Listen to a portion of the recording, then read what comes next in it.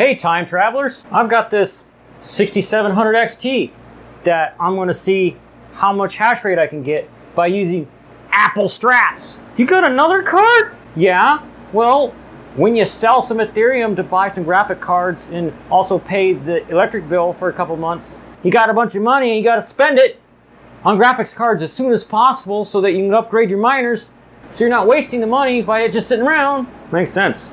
Well, he did 2 cards already the last couple of days, a 3700 LHR and a 3700 non-LHR, so check out his previous videos, I guess. Whatever. This is my look of disapproval. I like to do AMD cards where they are the only card plugged into the system. Either that, or you have an NVIDIA card in the first PCI slot and the card you're testing in the second slot. And the reason is so that you don't read from or overwrite the BIOS from a card you're not even testing and totally mess things up. All right, geez. I had to update. How many things? Gee, I had to update 3 things. When I was trying to set up that card, Afterburner didn't want to see its clocks, so I had to update Afterburner. And AMD VBFLash didn't want to see the card at all, so I had to download an update of that. And then the computer just rebooted itself because this particular mining software has remote monitoring software that I keep forgetting to shut down when I'm doing tinkering. And it says, oh, that's not mining the hash rate it's supposed to mine, and reboots the computer. I also had to update the AMD drivers, so that's 3 things. And I had to update this many things. 4 things. Can you even 4 count? Things? Quit standing there creeping on me. Who cares if I said the wrong number the first time? Windows needed to be updated because I haven't done it since forever. Since I never log into this computer. It just reboots itself when it needs to reboot because of the remote monitoring software. So I'll have to apologize for a couple things in advance. Number 1, when I'm testing mining, I cannot run OBS to get good can't talk right, good screen capture. So I'm gonna use this. And I got the window AC going, because otherwise it wouldn't mine, it would just crash. It just gets hot. So right now it's mining with no overclocks, and I'm getting 44 at 170 watts. And I did a quick Google search to see what good Ethereum mining overclock settings were. I found this site, so I'm going to try these numbers. Core voltage 915. So I've already got Afterburner open. 915 enter. Core clock 115. 1115. Said it wrong, sorry. And it goes down to the minimum, which is 1320 for this card. That's because this card probably has straps that have a minimum there. And then memory clock 2150 or 1075. What? Oh, there's 2150. It's the max. So I'm gonna go ahead and hit apply and just save that to slot number 1. And we'll just bring this back up and see what we're getting. It takes a few seconds. You need quite a bit of patience to do this. Meanwhile, I have the Minerstat page up with the stats that people report into this website for this card. See at the top, I've chosen AMD RX 67 XT in this drop-down thing. And I go down to the mining pool I'm using, Nanopool, Ethereum. It says some people are getting 47.02 mega hashes at 121 watts. So I'm getting 47.6 at 115 watts. So I'm getting slightly better hash rate at slightly lower watts. And why you see it go down to 46 every now and then is because I'm also having the GPU doing all this other stuff I have open in the background. So if that's not obvious. Now check out this folder. I have a script that figures out what order the graphics cards are enumerated on the PCI bus, and then also makes a config file for each graphics card. Because this particular mining software, which is Claymore, you can do the overclocks in command line arguments, as they're called, instead of having to use MSI Afterburner. But it gets a little funky and complicated, so I have a script that does it for you. So if I go to 6700 XT and I bring up MSI Afterburner to the side, like that, and fill it out. RX boost, I don't know. I don't think we're going to do that for this card. Core voltage, I'm going to put 915, and memory voltage 915, which is an absolute. I don't have to say plus or minus. Core clock 1320, and memory clock 2150. Now check this out. I'll hit save on that, and now I'll hit reset in here, it doesn't have an apply button. How retarded is that? So I'll just type one of these numbers again to light up the apply button. Boop. And then close my mining software, run it again. You'll see at the beginning is where it enumerated the card and did that little script that I just said.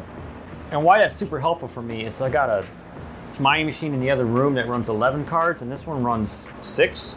And they're just like all different models, right? And if you switch 2 models, or if you unplug one to test one, and then you plug another one in, they'll be listed in a different order now. And the mining software has to have the overclocks written into it in the same order that the PCI bus enumerates the cards. This took me hours, up till 3 a.m. or 5 a.m. some nights, just adding one card to a system. So this script saves me probably weeks of my life. So if I'm letting it run a little bit, it's 46.8 like it was earlier, and you'll see at the top, if you would let me see it, let me scroll to the right spot. Right there, set GPU clock to 1320, set VMEM to 2150, and there's the voltage, 915. Freaking sweet, isn't it? So the reason why I did that little spiel is in case anybody wants that script, and enough people ask for it, I might put it on GitHub or something, and then, you know, see how it goes. Now I'm gonna shut down the mining and start up OBS so I can show you guys how I'm gonna modify the BIOS. So what you wanna do is hit Windows button R and put in a CMD in here. And I've already got my BIOS set to make this always be elevated, but if you don't, you have to hit Shift Control, hold those down and press Enter. And now this is going to be an elevated command line. If you don't know what you're doing, and all you're doing is this. If you're not a super genius tech person and you're not usually running things as an admin, be careful when you're in here. Well, be careful anyway, because you might mess up your card, but don't do other stuff when you're running an admin version of the command line. So you use the CD command to go to wherever you downloaded AMD VFLash. Link in the description. I put it in BIOS. See, stuff, BIOS. See how it's the same thing I typed there? CD and then whatever. And then I have 3.20, which I just downloaded. CD AMD ATIflash, CD AMD VBFLash 3.20. Now the command is AMD whatever it is, AMD. I press tab for autocomplete, so it's AMD VBFLash -I, right? Now what you want to do is already have, it's wrong spreadsheet, already have a Google Doc spreadsheet thing going on, because you want to keep track of this stuff. I'm going to write in here AMD 6700 XT. I'm putting today's date, 2021. Shut up, phone and watch! Who's texting me while I'm trying to shoot a video? You're not in this scene! Oh, it's my sister. Hey, what's up? I'll reply to her in a few minutes. So the next thing you want to do is back up the BIOS. And it's got a 0 there because it's the only card. It's number 0. If you have multiple cards, you have to type the appropriate number. I recommend doing it with the only card plugged in so you don't mess this part up. And you type -S 0 and then the name of the file. And then go ahead and make yourself a folder where the file is going to go. And name it the factory BIOS, I guess. I like saying BIOS that it came with dot. And what's the extension? ROM, .ROM. And press enter. And what it's going to do is make a copy of the BIOS that's on the card and save it to your hard drive. Now I need to go to the same folder as this. I'll just copy paste this path here. And then BIOS that it came with .ROM. And I'm going to put it in my AMD RX 6700 XT folder. And now I need to open Red BIOS Editor. Press the load button and I'll copy paste the folder where I have that BIOS I just downloaded or got off the card and load it into here. It says not supported. Oh, dang it. Maybe I need a newer Red BIOS Editor. Oh, I gotta update every freaking thing. More power tool, Red BIOS Editor. Download. Save.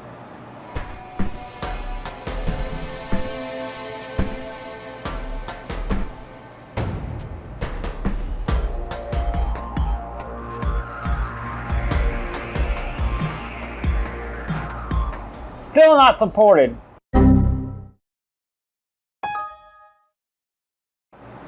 Dang it. All right, Google Powers, Red BIOS Editor, RX 6700 XT.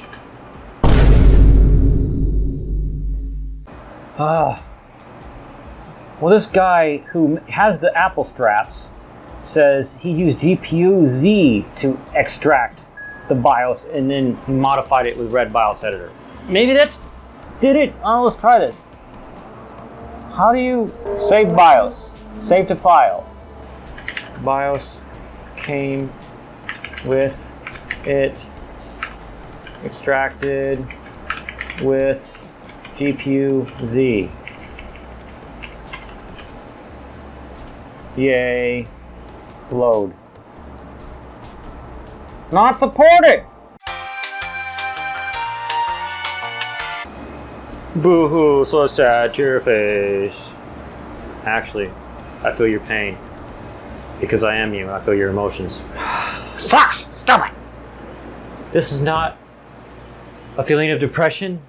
This is actually a feeling of relief. I'm gonna stop doing this right now! Because this jerk-off just admitted he got 58 mega hashes on a RX 5700. Why on earth is he in a Reddit thread for a 6700 XT when he's talking about a 5700?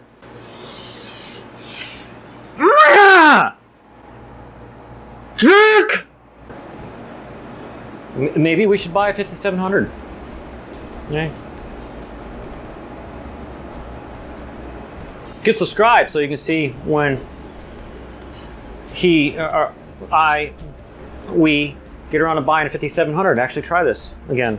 And in solidarity of his pain, I'm gonna punch this door frame. Ow! Click other things. Here's a funny video of me trying to mine with a GTX 960. Haha, that took all freaking day. And here's whatever YouTube thinks is best for you. I'll tell you what's best for you. And then subscribe to my channel with this button. And check out my music channel over here, because I do my own soundtracks. Okay, bye.